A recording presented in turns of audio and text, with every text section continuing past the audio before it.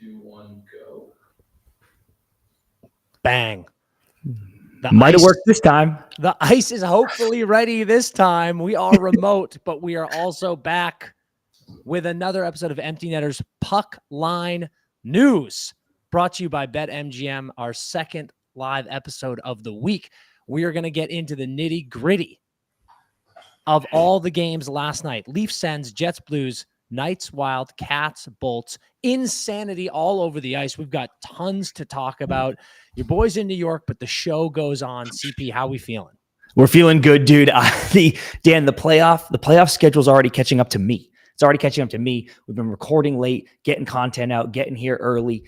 And I was so excited to just dial into those games yesterday because that was a great slate. And that might be the most, not saying the games were close, but that might be the most exciting day of playoffs so far, just in terms of the results. Dude, what a call by you. Can't believe that you start the episode off so hot with such a correct take. But here you are yet again buzzing because that was no doubt about it the best day of playoffs so far, in my opinion. Just crazy results, everything going on. And I can't believe that I am such a dumb idiot that I was on a plane for pretty much every single one of the games. I landed, was able to finish the rest of the Jets game. But actually, I should say the Blues game, frankly, after that result.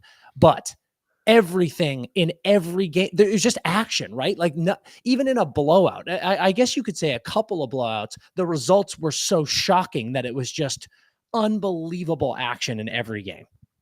Dude, it was like right from the jump too.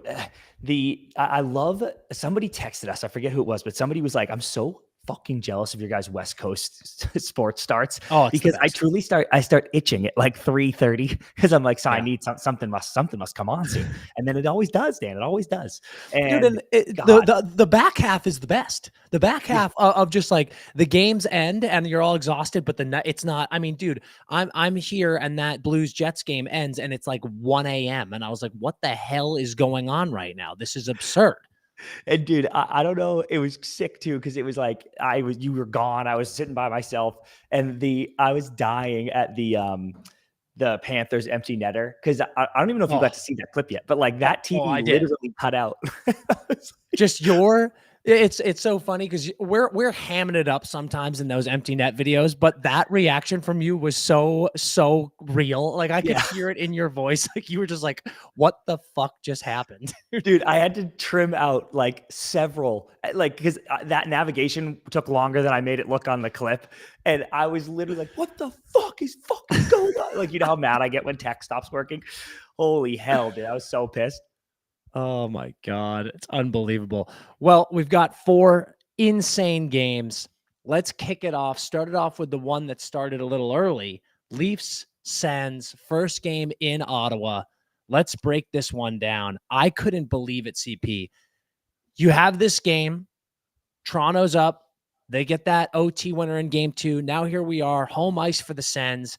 First period felt to me was all Sens for the start. First 10 minutes, the Sens were just buzzing around, so many shots. Olmark made a couple of huge saves on the few chances that Toronto got, but felt like the ice tilted back the other way a little bit towards the end.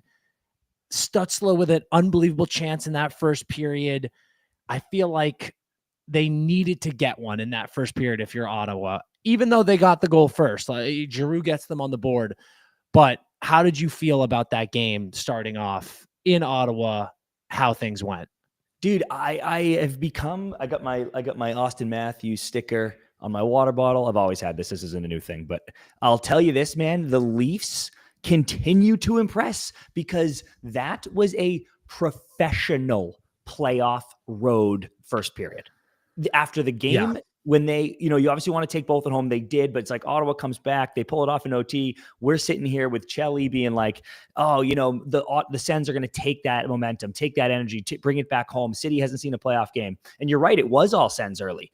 But it just to weather the first 10 with the huge shot advantage. I think they killed the power play too, the Leafs. Just like that is on the road in a rabid city, a rival city, to just be like, we're fine, no blood, let's start playing the second period is exactly how you play playoff hockey if you are a serious contender. And I haven't seen that from them in a while. I wouldn't have said that about them in a while. And they did it. They did it. They did it. You're absolutely right. And I do think it's like I said, I thought in that first period, the beginning, the first 10 minutes was all Ottawa. And I think that they felt they needed to get a goal. They didn't. They did eventually get the lead with the Giroux goal. I do feel like what you just said about Toronto, the way that they bounced back and they immediately got their peeper goal was just a perfect example of what you were just saying. They are not shrinking in any adversity so far this series. Like you get Ottawa tying it up, they still get the win in OT. This one, Ottawa ties it up, they still get the win in OT. This team is showing that they're not afraid of the moment, dude. And I think a big part of that, I'm going to go back to our episode that came out yesterday with Jelly. It is Berube. I can't believe I'm saying it, but like you saw that clip, I imagine, of the Leafs score, the coaches on the bench, Mark Savard, everyone's going nuts, and Berube tells everyone to shut the fuck up. He's like, hey, calm down. Game's not over. And like that actually is kind of a sick attitude that I'm like, damn, gotta respect it. And I think he has this coaching staff and has the boys dialed in. This is wild. Dude, agree, man. And actually, wait, I want to talk to you about I forget what you said. But I'll even reference last year, and this is ridiculous because what I'm about to say, the Leafs lost. But last year, before Boston Game 7, when they asked Willie how he felt, and he was like, I don't know, these haven't gone that well in the past. So like he just seemed so chill.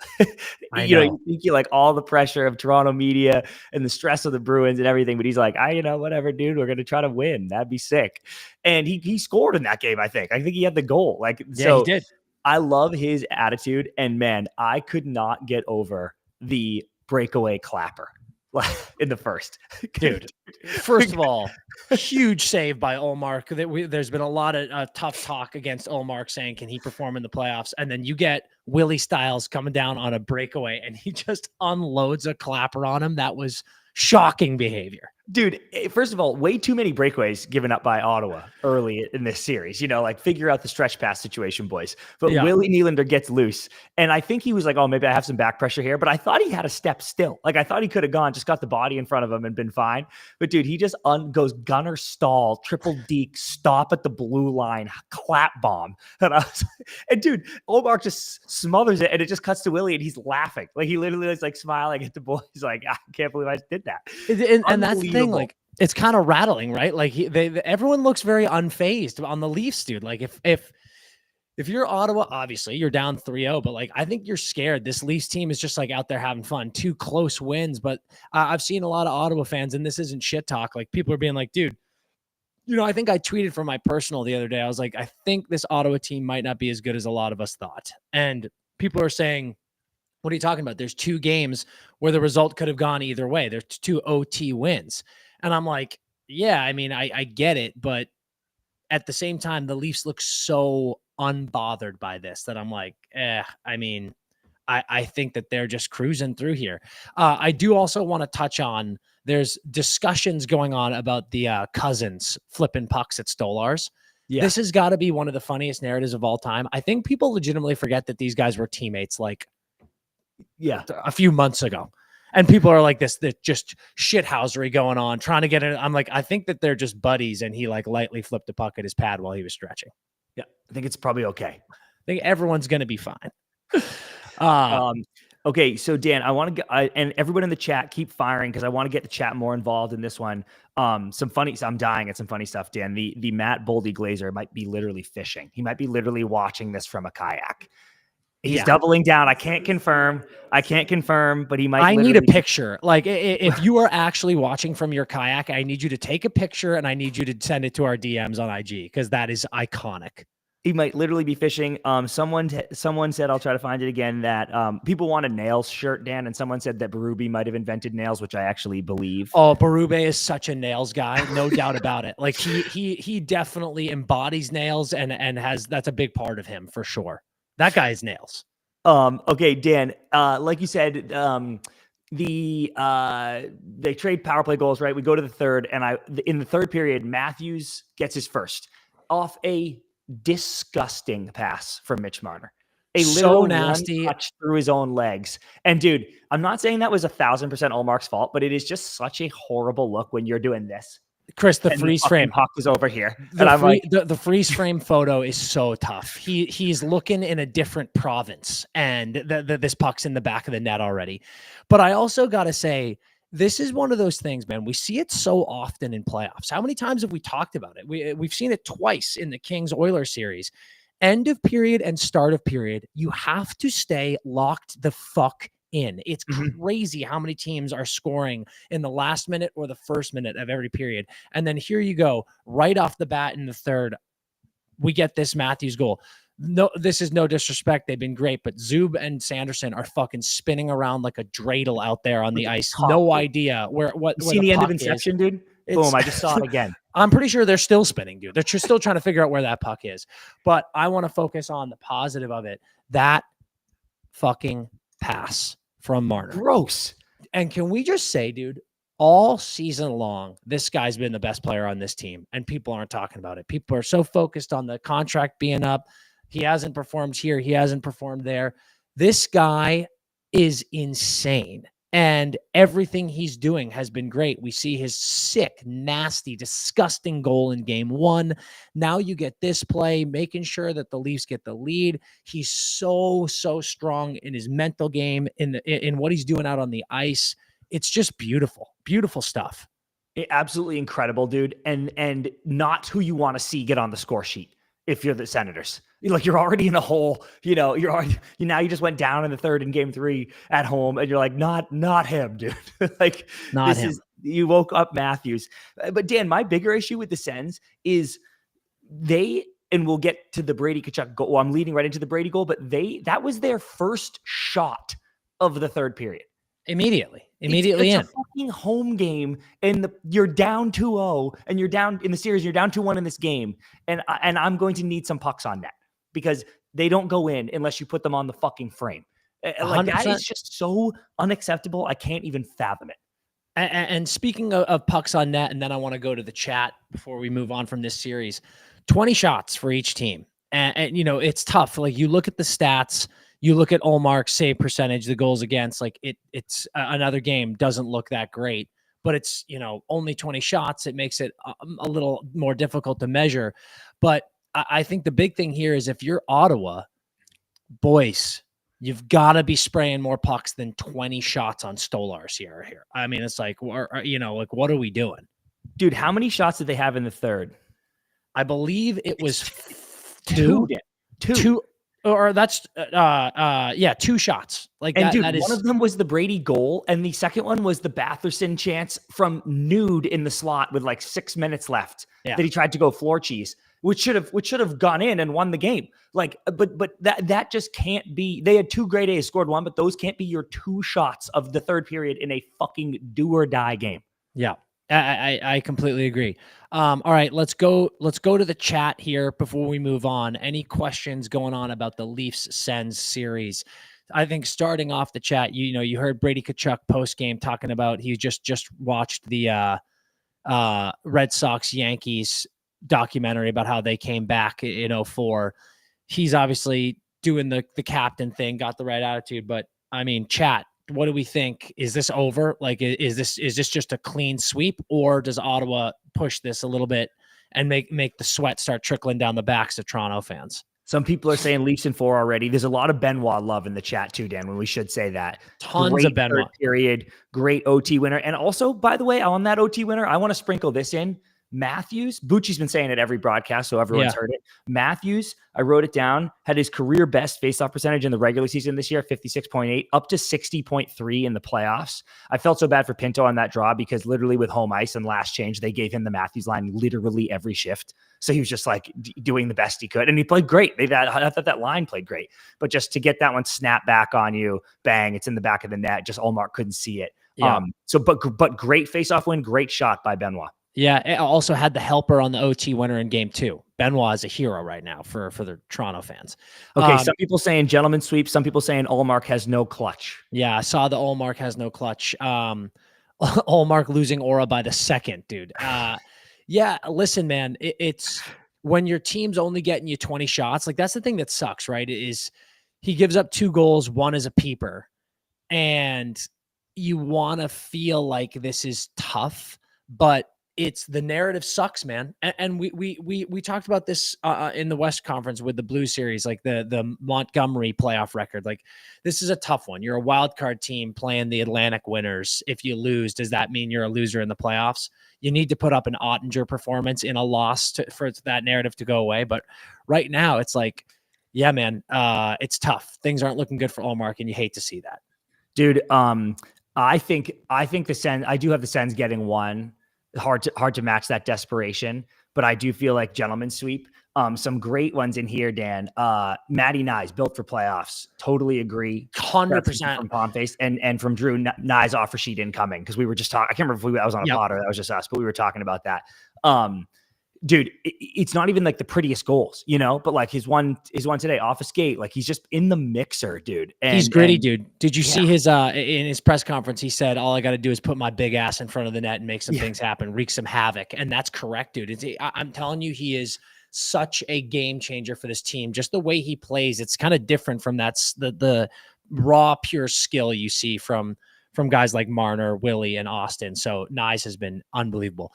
Before we move on, CP, got a question for you. Gabe in the chat said we need to go to Cats Bolts because people on the East Coast are watching on their lunch break. They don't have that much time. Should we go to Cats Bolts, keep it on the East Coast? What time does your lunch break end? 1? Well, maybe. Yeah. We'll be done by 1. We'll be done by Gabe. We'll be done by 1. Whoever said that, Dan, tell us when your lunch break ends. Gabe is the man, but he's in the chat asking for it. But you're right, Gabe. Don't worry. This show only goes an hour. You'll be fine. All right, we got to move on to Jets Blues. Holy hell, what a shit kicking! This was the Blues team that we saw at the end of the year. They come out hot. Buchnevich gets on the board. Boom, goal in the first minute. And then the Blues just absolutely cruise from there. What did you see in this game, CP?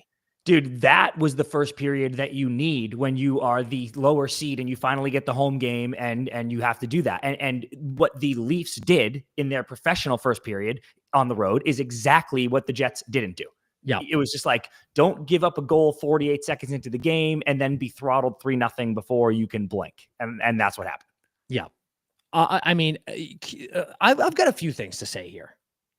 One, picture perfect game from the Blues. Yep. Like, you just said it, CP. You go home, you got to change the narrative. We saw this calm, cool, collected Jets team. How many times did I say that after games 1 and 2? And then here we go. Oh my God. Buchnevich goal 32 seconds into the game. I'm pretty sure it was. Something like that, maybe looks like 48 seconds. But then, boom, peeper, Buch goal again, and then you get a Fowler goal with 5 minutes or so left in the first as well. Let's talk about one thing real quick. Can we give some flowers to Armstrong? Got to be in the conversation for GM of the year. First off, he goes out and he offer sheets the 2 Oilers boys who have been so good for this team. Then he goes and gets Monty. Then he picks up Fowler. Fowler has been insane. True. And here you go. This Blues team, first period, they're up 3-0.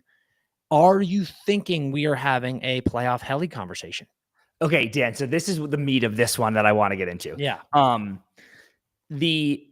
Actually, before we get into heli, because that's kind of like the rest of this whole segment, I want to talk about the Perfetti not goal that he shot in. Yeah, I was about to get into that. Like, dude, because that's 3-0. It's the second period. And I think that was a power play, right? And the Jets get that one backdoor. Perfetti rips it in. Binner saves it in his glove. We go to, and dude, obviously the goal scorer is going to say this, but he's immediately like, that went in the net. And they review it. And for everyone that doesn't know, the refs are consulting, but it's really Toronto. Toronto's making the call, like they're sending it to the situation room where they have a million screens and everyone's looking at it. I'm not even here to argue, Dan. I believe that puck was in the net, personally, but I'm not even here to argue that fact. Yeah. I'm here to argue that it's fucking insane to me that we are like trying to look through this camera and like trying to see through his glove, but you can't assume and whatever, look through the netting, look through the webbing of his glove. And I'm like, dude, it is so simple to have technology in that puck to be like, yeah, it was over the line. Like I was talking to Sandra about it in real time and she was like, I kind of like the human element that they can't tell. And I'm like, why, dude? They just literally put a chip in the puck. Oh, it's over the line. End of discussion. A buzzer goes off. It's like fucking in soccer. They're like, a buzzer went off, dude. It buzzed in my pocket. The ball was over the line. It's a goal. That puck was so clearly in the net. And I don't get why it's always like we have a tweet that has since gone viral, and I would say 70 to 80% of people are like, yeah, that's a goal. And you've also seen everyone in the hockey community, dude. Like, I'm not trying to be dramatic here, but it's like Elliot Friedman, Colby Armstrong, Ryan Whitney, everyone in the hockey community was like, that's in Johnny Laz, that is in the net. And it's so funny because the Blues are shit kicking this team. Yes, it would have made it 3-1, but it wasn't going to change the game. So many people were going, what, you wanted it to be 7-3? I always hate those arguments because I'm like, well, that goal at that time could have changed the game. So yeah, that comment's pointless. But even if you want to say that, I'm like, yes, I do want it to be 7-3, not 7-2, because it was a goal. And my question for the people who are like, you can't see any white beyond the puck in the goalie's glove. Here's a question for you, Chris. If Binner gloves that and his arm goes all the way back and just barely touches the netting, but we can't ever see the puck in the glove, like, what are you saying then, guys? Because like that puck was just so clearly in the net. I'm getting called the R word by mouth-breathing Blues fans online for saying that puck was in the net. I'm not even a Jets fan. People are like, cry harder, bitch. And I'm like, I'm not a Jets fan. I am just speaking logically. The puck was in the net. Dude, but people very much in agreement, Dan. Like even Blues fans in the chat being like, that was in. This is ridiculous. It's not a big deal. It wouldn't have changed the game. It's more just like hey, like, we got to figure this out, folks. Like, that is a goal. Let's do Gabe, get out of here. That is a goal. Dude, somebody said, I gotta find it. Somebody said they should put metal detectors on the posts and put metal in the puck. Now we are fucking talking, dude. Now we are talking. Okay. Back into the game. That game, I think people didn't realize too. Blues go up 3-0. That no goal happens. We then, dude, get nothing until the third period, and then shit hits the fan. Okay, yeah. So here we go. The Jets score, and it's 3-1. They score pretty early. It's 3-1, and if you're a Jets fan, you're like, we're fine. We're in this. We've seen massive comebacks lately in the NHL, certainly in these playoffs. Yep. And then Blues dump one in. Helly pukes it up behind the net. Booch finishes his hat trick. I think that was his third goal. That's correct. Correct. Awful turnover. Quick play, right? Like a little bit of a bang back. Like I think he was like, I'm trying to go up the wall. And then he's like, I'll go behind. And it was just like too much happened at once. I'm not excusing his horrible play by Helly, but just like a lot happened at once. Bang, it's in the back of your net. It's such a gut punch if you're the Jets. You get that goal, and then like you weathered the fucking 10-minute storm in the first. You get this goal, and you're like, we're okay. And then that goes in, and you're like, fuck, dude. Yeah. Right back to where we started. And then they put up this stat, dude. 9 of Helly's last 12 playoff games. 9 of his last 12, he's given up 4 goals or more. Can we just take a moment to understand that? Like that 9 of 12, not good. Not good. And I was talking to, and they eventually get 2 more. There's power plays, and they pull him after 6. They had 6 goals. I wrote it down. They had 6 goals on like 25 shots, I think, at the time. Here's what I can't figure out, dude. They ride him so hard in the regular season, which is why he wins Vezinas and why he has all these wins and everything. Mm-hmm. But it's like, if you are looking, and Kemper's only played twice, so who knows? But if you're looking at someone like Kemper's season, who has, significantly less wins, but played significantly less games, and then has the same save percentage and goals against. I'm not saying give Kemper the Vezina, give Helly the Vezina 1,000%, but aren't you happier going into the playoffs with a guy with exactly Kemper's stat line than a guy with Helly's stat line just because of the miles? Yes. Or is that insane? Yes, it's not even a question. We talk about it all the time. It's, gone are the days of Martin Brodeur playing fucking 80 games in a season. Like it's just, it's so different. It's so much harder these days. So listen, I'm not saying that the Jets need to be panicked here, but this is a game that you absolutely hate to see because this is the Blues team, right? This is the Blues team that fought and got into playoffs. You've got Buchnevich scoring. You've got Kyrou scoring on the power play. You've got Pionk hitting bombs. Parayko gets in there as well. I do want to shout out the Radek Faska line These okay, guys nice. were out of control in this game, flying all over the place, buzzing around, banging bodies. And this was a gnarly Blues win. You know, obviously you had 8 power plays in this game, 3 power play goals, not a very disciplined game by the Jets, but you know, it was just, this was a crazy physical game. Both teams had over 60 hits, you know, like you got the Jets to get in the mud in this game. You drastically outshot them if you're the Blues. This is a big win. And what we always say, CP, is nothing matters until game 3. Yeah. Nothing matters until game 3 because you can have all the Momo in the world. You look at LA Edmonton to reference again.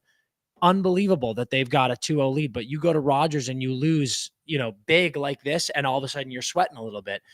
I'm not saying the Jets are sweating, but that sucked. That was a tough loss. You know, you had a lot of fans being like, Jets, best team in the league. Here they are, 2-0, blah, blah, blah, blah, blah. And now the Blues absolutely tallywhack them, and you've got a series all of a sudden. Dude, I'll say this. Someone in the chat just said, Palm Face said, Hellebuck likes playing a lot, but I agree with resting him. And as they said that, I was like, I actually want to look up Vasi. And Vasi started the same amount of games. So to be fair, because look at Vasi's game 1. I know, you know, like it's bad. For a second, to be fair, you and I have been like, I love that Vasi wants the puck, and I love that he doesn't want to get pulled. Because the next question I have for you is, what do you think about the Heli pull? So to be fair, I can't say it's cool when Vasi does it, and it's stupid when the Jets play Heli this much. But I would argue to myself, the Bolts have always played Vasi this much. They've always left him in, even when they're getting blown out, and he's single-handedly won them 2 cups and proven it hasn't really bothered him. Whereas Heli, they've always played him this much, and then he has gone into the playoffs and given up 4+ in 9 of 12. Yeah. Right. So like, I would say he needs the rest. Even with that thought, I hated the poll, Dan. What did you think? I was just like, dude, you don't need to, like, why would the dude's confidence already fucked in shambles from the playoffs history? Why are you yanking him right now when those were like good power play goals? Who fucking cares? I'm not bothered by yankings. To me, it's like, I don't think it's an embarrassment thing. It's more of a get him rest thing. Game's over. I'm looking to get my star player, the absolute backbone of this team, rest whenever he can get it. Once you have now lost this game, I'm like, hell, get out of there. Like, you know, I don't need you to give up fucking 8 goals here. And because I think that there's another argument. You start getting goals. I know it's just one game, and Ty Domi in the chat just said Vasi did have a good game too, and that's a fact. We'll get into that when we get to that series. But I don't like, it's like KG, dude. I'm going to reference Kevin Garnett. It's like when KG, after the whistle, when people would put up shots, he would jump up and block it because you don't want to see someone have a shot go in. I don't like players on the Blues scoring more goals against Heli. He's having a bad game. I don't want to see, because you know what's a big thing, dude? Think about a guy on the Blues who isn't really going quite yet, and they get a goal on Heli, and they're like, boom, dam's broken. I'm in. I'm on the score sheet. Yeah. You don't want that. Like, even if they get a goal, but if it's on the backup, that is different. It is a different thing. So I don't want players scoring on my starting goaltender. I do respect the Vasi mentality, but I'm fine with the poll. I don't think it's an embarrassment thing. I think it's a get your star goalie out of the net, get him some more rest, and don't let guys on the other team see goals go past him. That's my take. Yeah, I think I hear it for the rest. It was so late in the game anyway that it's like, how much rest did he get? I suppose. But yeah. I think I hear you. I'm kind of like, I just want Heli to refuse to leave. I think where I'm coming from. I just wish he was like, no, dude, I'm fucking fine. Fuck off. This doesn't matter. You're drunk, dude. You're drunk on the Vasi mentality. That's what's because it's sick. And in the chat, Justin just asked, have we ever seen Heli really win a playoff game? And I would say, yes, we saw him win game 2. They won 2-1 in a tilt. You know, there's only 22 how many shots did the Blues have in that game, though? 22 shots on net, but they had good chances, dude. And ultimately, if you give up 1 goal in a playoff hockey game, that is your goalie winning the game for you, for sure. But it's a fair question, Justin, because like as CP said, 9 of 12, 4 goals or more in your playoff career. That ain't good. Dude, my last thing on this series and what pissed me off more than the Heli yank was all the fighting at the end. That was, you know, obviously playoff hockey, there's a million scrums. I love that about playoff hockey. But dude, I'm trying to come up with a good comp, but it reached a point where you looked too frustrated. Like sometimes you're just like, I want to like send a message for the next game. And that's cool. right? But eventually it was like, dude, this game is a bloodbath. You've given up a touchdown. They know you're pissed, and we've had a scrap or two. Good day, dude. But every fucking whistle, like another scrum, I was like, all right, boys, like you lost, you're mad, it's fine. Now you're being you're whining. You look petulant right now. Yeah. And True. I kind of hated that by the end of it. What did you think? Me too. I absolutely hate when shit like that goes on. I think we saw it in the first game, Toronto Sens. I think the Sens were doing that, taking undisciplined penalties. I think it is always the number one way to let a team know that you are in their head. We saw Edmonton doing it against LA in game 2. It's like, you start doing that shit. God, I need to stop fucking referencing that series. I'm sorry. But you start acting like a child, taking shit penalties, looking like a little baby, like you said, petulant. I think it is unbelievable how much that shows the winning team that you are getting to them. You're not getting to me. Yeah. Yes, you are.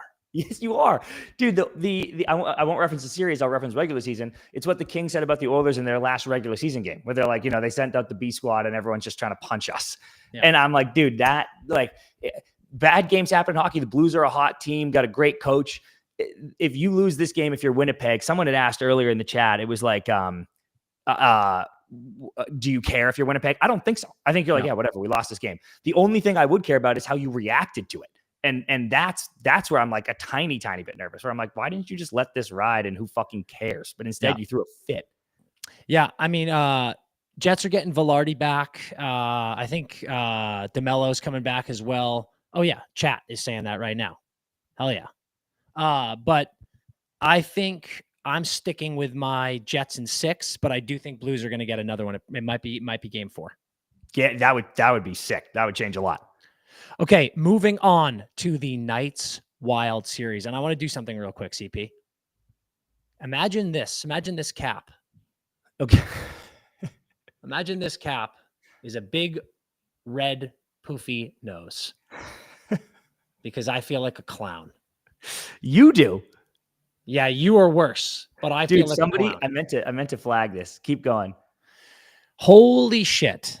We talked about it after game 2. This Wild team is reminding everyone exactly who they were to start the season and who Kirill Kaprizov was to start the season. Can we talk about the first goal, dude? They come out in this game in XL in Minnesota. You got this buzzing mini crowd. Series is tied 1-1. Vibes are high. And the Wild get a peeper. And who's out there on the ice? You got Eriksson, you got Kaprizov, and you got the newcomer. You got the kid, the national champion, Zeev Boyum. He is buzzing around the ice with these guys. The puck movement from those three, getting it down to Krill, down low, wheels around the zone, rips one, gets the lead. That goal, sounds dumb. That goal, I was like, Wild are winning this game. Wild are winning this game. That is what I'm talking about, dude. You get home, you get your first game at home, and you're down in the series or you're tied in the series like this one, and you get that quick goal. Oh, baby, is that fucking lead in the pencil? Is that blood rushing to the nethers? The way that fucking fan base went nuts after that one, I was like, oh my God, this might get ugly.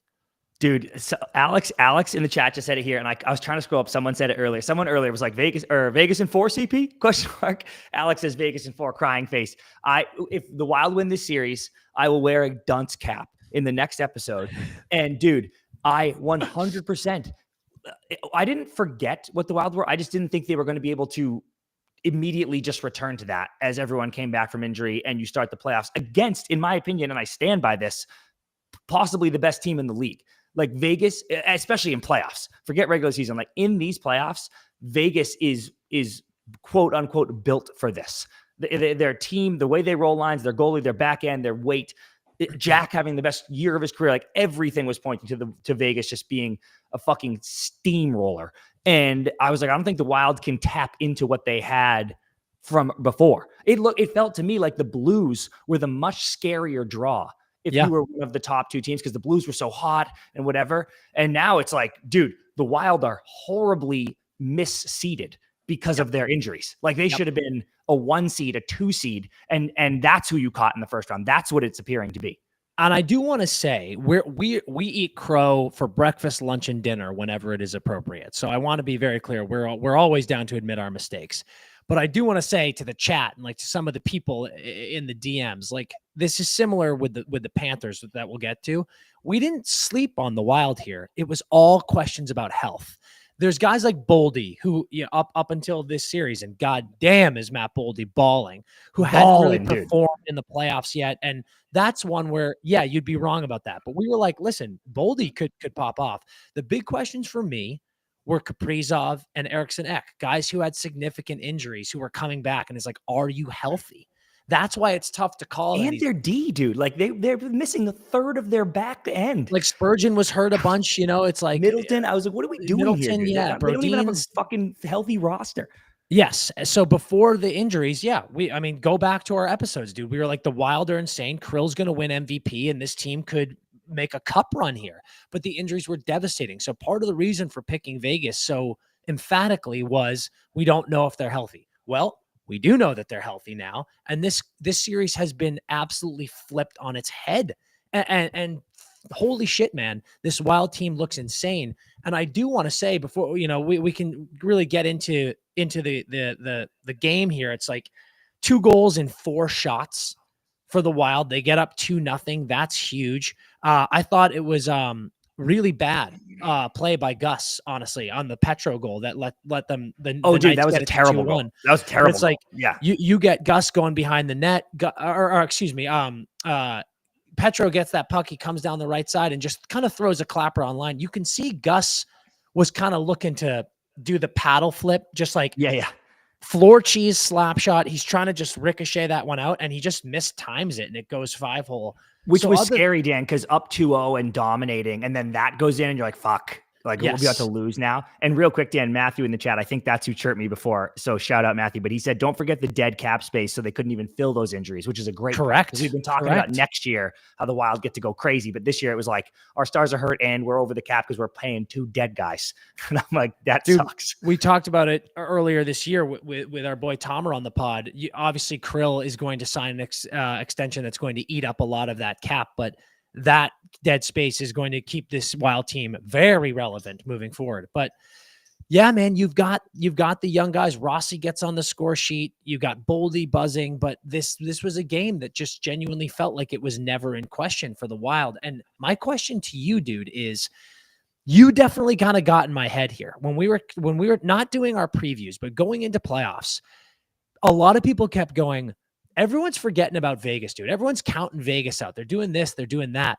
And I'm kind of here to say, if Vegas loses this series, are we in line for a conversation of we're putting too much respect on Vegas? Like everyone is just going, obviously they come into the league. They have so many playoff appearances in their first 6 years. They win a cup. They've been to multiple, but then it was like last year, everyone was like, Vegas is definitely going to go to the cup again. They lose in the first round. Here we go. Vegas, people are going, Vegas going to the Western Conference Finals at least. What if they lose in the first round to the wild card Wild here? Dude, okay, great question. And before I answer, I love this from Patrick in the chat. 5-2 pretty much all 3 games. Are we hammering that exact score in game 4? And I think we have to. I think we have to put our life savings on the score will be 5-2 in game 4. Dan, here's my thought on that. The Vegas Golden Knights win the cup. And then the next year they are, everyone loves them again. They lose in the first round, but to a Dallas team that went to the Western Conference Finals, we all thought was nasty. Horrible first round matchup. Vegas was up 2-0 in the series, so you got to win that one. But they lost to a very good team. Why were they a wild card? Because they puked on themselves in the regular season, but they were hurt a lot, like they always are. Yeah, so it's unfair. And it's kind of like that team coming off a cup. You're like, whatever, just get in playoffs. We don't care about what seed we are. But the fact is, you lost. This year they go, we're healthier. Jack's amazing. We're the fucking 1 seed. We're nasty. If you lose in the first round this year, you do run into a little bit to me, and I love the guy, but you run into a little bit to me of the, are you tuning out Cassidy thing? Like what's going on with this relationship between getting the most out of your locker room? Because up 2-0 against Dallas, it felt like they just vanished last year. Like I remember being like, are they not like, they just not going to put up a fight here, and they kind of didn't. And so far for me in the last 2 games, dude, they just look sloppy and not locked in. Like that Hill turnover on the Rossi goal, the Hannafin reverse to Boldy. And Boldy's a menace. He's been everywhere. But like those are just literally sloppy, lazy plays by a team. And I'm sorry, the Minnesota fans in the chat, but I'll stand by a team that is better than the Wild. I'm like, dude, and more experienced and knows what it takes to win. I'm like, dude, you guys are just not trying as hard as Minnesota is. And if you don't change that, you will lose this series, and you will lose it quickly, in fact. Yeah. And I want to shout out William in the chat. I wanted to get into this. He just called it out. I do think that there's a very significant chance here that Eichel is carrying a worse injury than people thought. I don't think he's moving like he normally does. To me, this is a very good Wild team, but through 3 games, not really seeing Jack Eichel, who more or less had 100 points this year, doing much. That is significant. And you're going up against the Eriksson Ek line most of the time. And I've said a million times, I did it. I season preview. I called out Eriksson Ek as one of the most underrated players in the league. He's one of the best 2-way defensive centers in the game. Eichel is a top 5 player in the NHL. Yep. And he's just not playing like himself. So I do wonder if he has an injury that's holding him back than more people realize, because we saw him miss significant time at the end of the season because of an injury. So I think that that's definitely possible. Dan, for Alex in the chat, Eichel line 0 points, Ek line 13 points. That's an awesome stat pull. Incredible. Awesome stat, Alex. Yep. Fucking love that. Lucas, Vegas may be better. We have more heart. Couldn't agree more. At least right now. That's how it's going. Lucas, that is the difference maker right now. And like you saw, I mean, the Fortress, man, T-Mobile, unbelievable barn. You know we love it. The X was fucking shaking last night. Genuinely shaking. And I think the fans know it. The fans know that this Wild team is legit. They're coming to play. Game 4 is monumental now. But I mean, I guess what I was saying when you ask what do we think about this Vegas team is I don't think that anyone is saying that they're frauds. I don't think anyone is saying that they are, maybe not as good, but I do think we have this respect on them, CP. We have this respect that the Panthers and Maurice have. That's like, dude, never count this team out. They're so nasty. They're seasoned vets. They're so in it. They know what they're doing every time. You can never count them out. That is what I'm like. I don't know if that might be the case anymore if they lose this series. I do want to quickly say, if anyone can see my screen, our boy, Matt Boldy Glazer. Here's the photo. No way. Here's the photo. Dude. Watching from his kayak like a fucking beauty.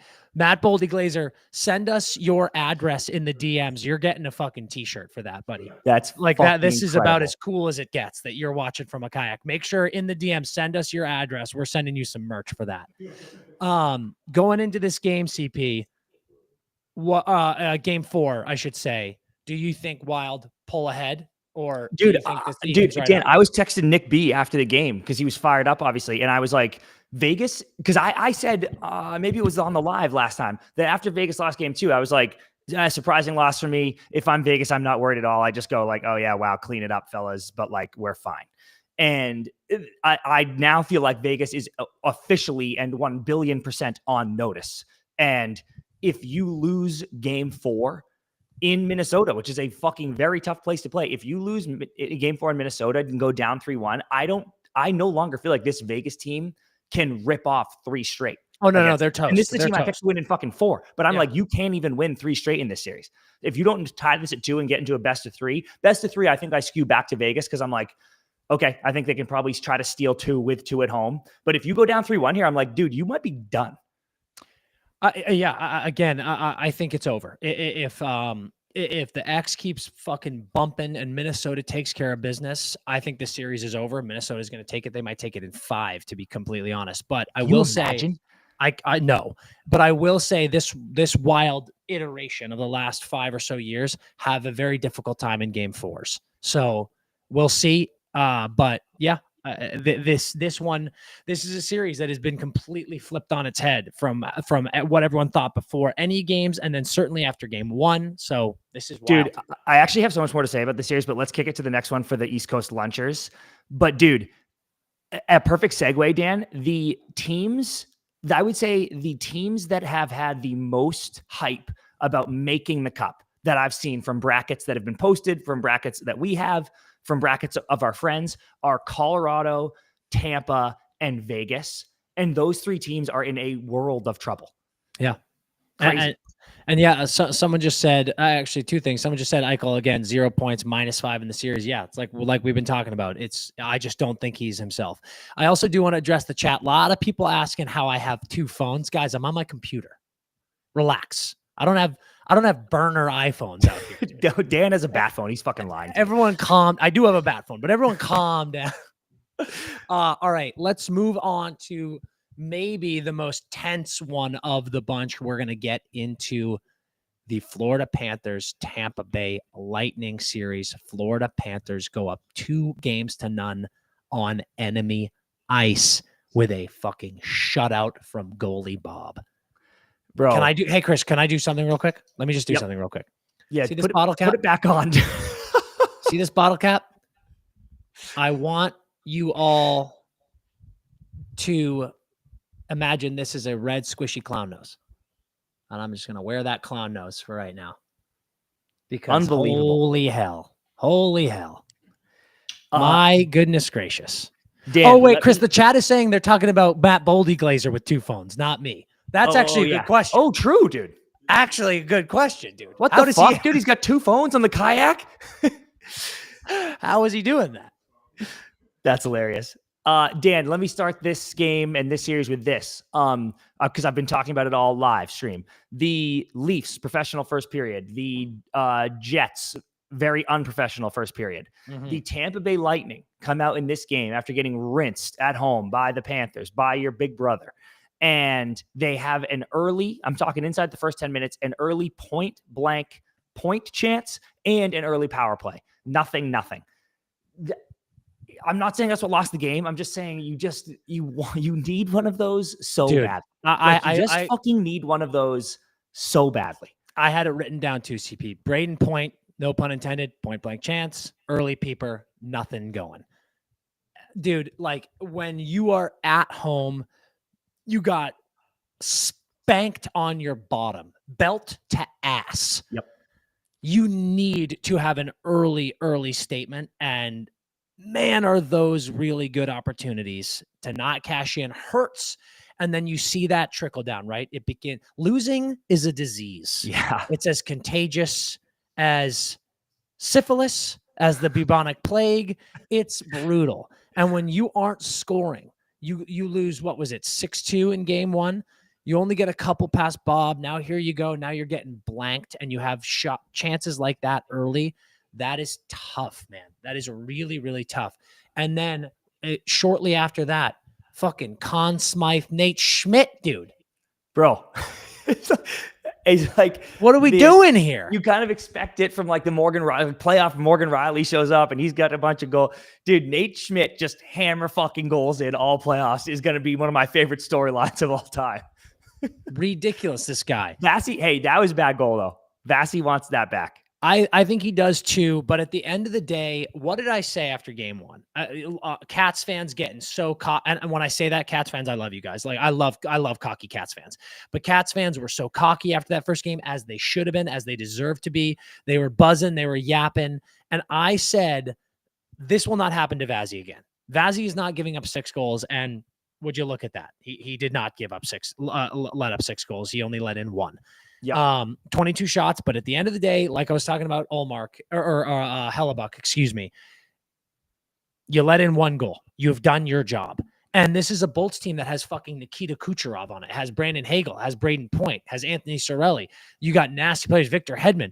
You've got to be scoring goals. I don't care who you're playing. You've got to be scoring goals. So that is what's making this look so tough. Dan, listen to this stat from Jake A. And Jake, is this playoffs? But he says, gents, here's a crazy stat. The Bolts have never lost before with Vassy only letting in 1. That's wild. That is insane. Obviously must be playoffs, but that's sick. That must be a playoff stat. And yeah, that's fucking crazy. That's crazy. So that's what I'm saying. Like here you are now.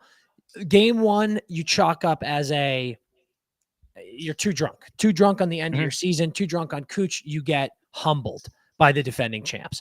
Game 2 on home ice, like you got to come out and you've got to make a statement. And your statement is Nikita Kucherov has nothing going. Goose Bang. egg.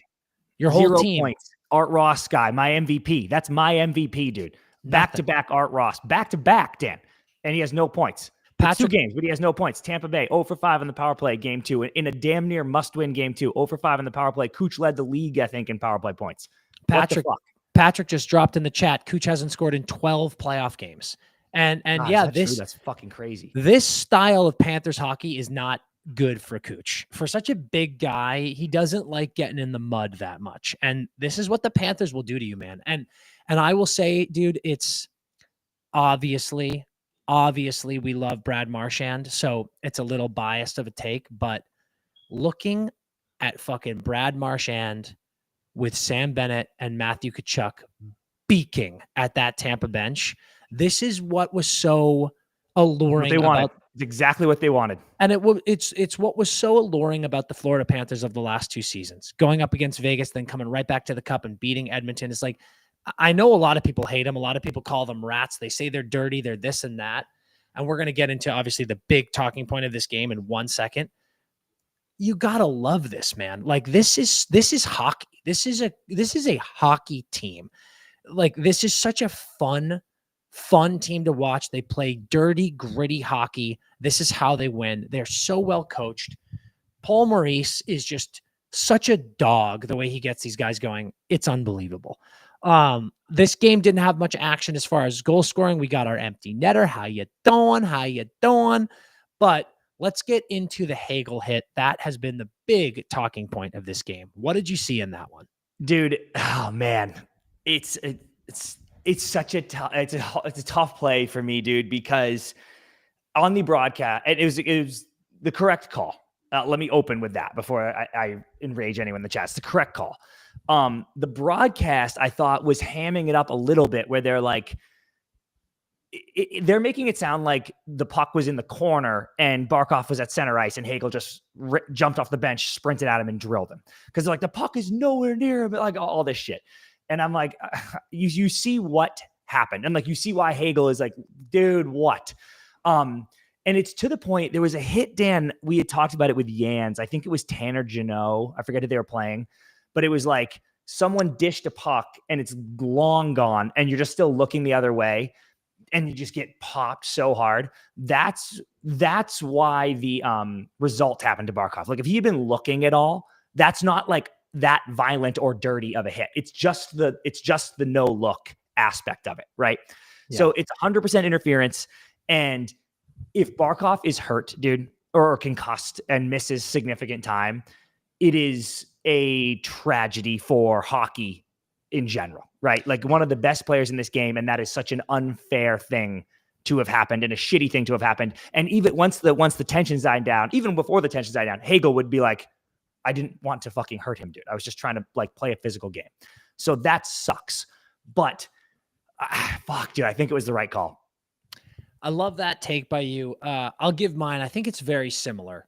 We obviously know Brandon, he's an unbelievable person and an unbelievable player. And I hate when things like this happen, especially in the playoffs, because you always get such passionate sides from both fan bases. There are Panthers fans saying Brandon Hagel should be locked up in prison. There are Tampa fans saying it was a clean hit.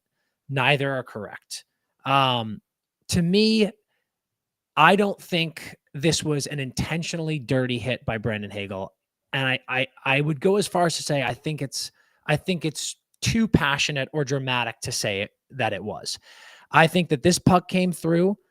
Hagel, in his mind, is thinking that Barkov is going to get that puck and he wants to go finish his check. The biggest thing about it, CP, was it was with his shoulder. Yes, I don't think that's debatable. This is shoulder to shoulder contact. Now, it's interference. And I actually think interference is too often skated past as a not that bad of a hit. It's a bad hit, dude. Interference can be a very bad hit. If you're not in a position where you should be getting hit by another player, your defense isn't up. I think people go and keep your head up, buddy. That is such a stupid take. He does have his head up. He's one of the best players in the NHL. He's the best player on that team. He knows how to take a hit. He's a huge player. He should not be getting hit there. That's why it's dangerous. That's why it was a penalty. I don't think there should be a suspension, primarily because it's playoffs. But the fact that Barkov could miss time, like as you said, that is absolutely horrifying. You never want to see anyone miss time ever, especially in playoffs. And when it's a guy like Barkov that just sucks so much. So I just think I don't like the takes that it was like this crazy dirty hit. His hands aren't up. His elbow's not really up. His stick isn't up. It's an unfortunate play. I do think it's absolutely a penalty, but I think the narrative that Hagel is a dirty player, like someone on Twitter, which wasn't a bad comment at all, said something like, I didn't think Hagel had that dirtiness in him. And I don't think that was an intentional dirty play. I think his team's losing. He's frustrated. He wants to make a statement hit on a big player. We can never know. People who say he went intentionally high, he did this, you don't know that. And I don't know that he didn't. So it's just when you look at the player who doesn't really do this, it is what it is. Now, I do want to say quickly, CP, and then I'll let you go. Trevor just came in the comments, said left his feet. Holy shit. Do I want to have a conversation about leaving your feet, guys? I know, dude. I knew I was going to fire you up. This, and like Trevor, this is not me coming at you in the chat. I love you for being here in the chat. Guys, leaving your feet is a penalty per the rule book that is meant to say, if you jump before the hit, before contact, the hit, and then make contact, that is leaving your feet. If two 180-pound plus guys going 30 miles per hour on the ice hit each other, you almost always then leave your feet. It is not the same thing. Please stop saying that because it is wrong. It is wrong. There are times where people do leave their feet. Oftentimes when people say that a hit like this, that is not the case. We need to change this fucking narrative about leaving your feet. Again, it is a penalty. No doubt. I hated the hit. You saw my tweet. I don't like it from Hagel at all, but I do think it's not as dirty as people think. I'm done talking.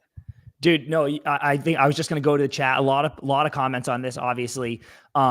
People saying Baker says Hagel definitely anticipated the puck going with him. Puck just passed Barkov.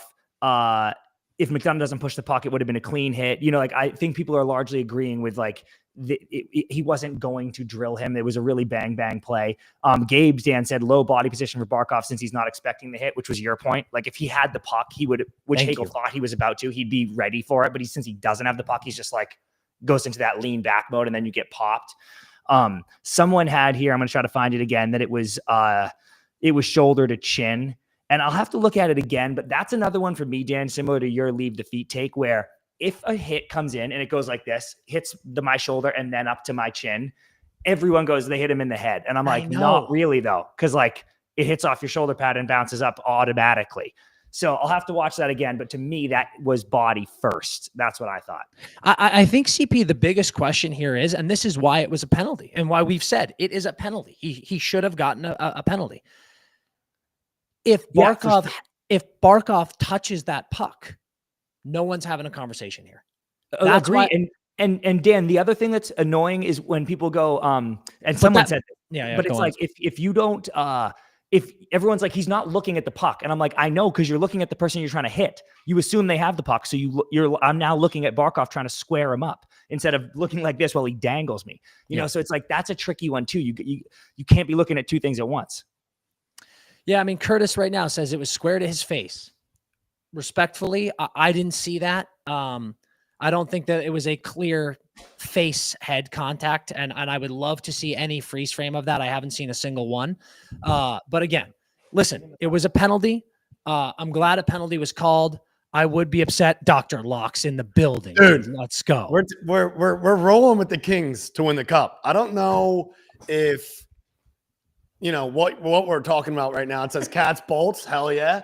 I know the Panthers won a massive game last night. Sure did, dude. That was fucking sick. Huge. But all I know is right now the Kings are buzzing. Yeah. And I don't know about, a lot of these teams. I'm not the biggest hockey guy, but the Kings right now, that's where I'm putting my money. Plus 950. We love the Caps.